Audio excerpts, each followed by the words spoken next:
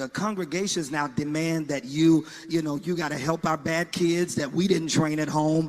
You got to be our counselors. You got to be our hospital. We come as you got to be our bank if we run out of money. So how do we get back Christ-centered in the way that we need to? I think if God called you, God should lead you. We shut down everything we thought church should be at Live Church. We lost our building. Thank God we lost our building. The Holy Land, we're not there anymore. Advent Health bought it for $32 million. I had $3,200.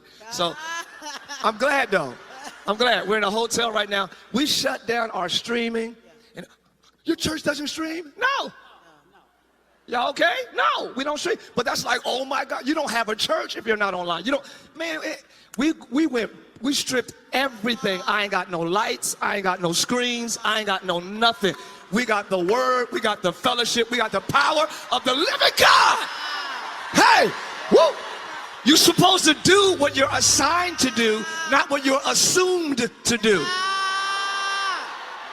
And we become the church that does what's assumed, and we missed our assignment. Anytime we become more Martha than Mary, we always miss it.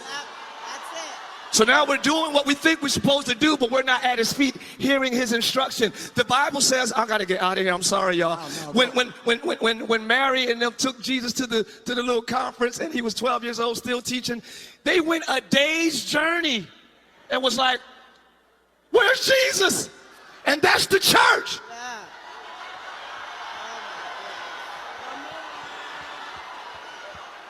We're still moving forward. We're still doing what we've always done, not realizing we don't even have the King of Kings and the Lord of Lords with us.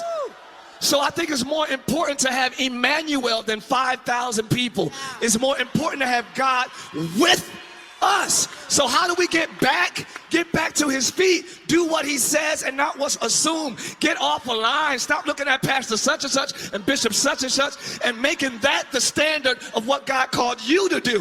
Whatever God calls you to do that, and you will have good success. It might not look like good success. You might not climb the charts of the most famous churches. Who cares? Who cares? David didn't know he would end up in the Bible. He just did what God told him to do.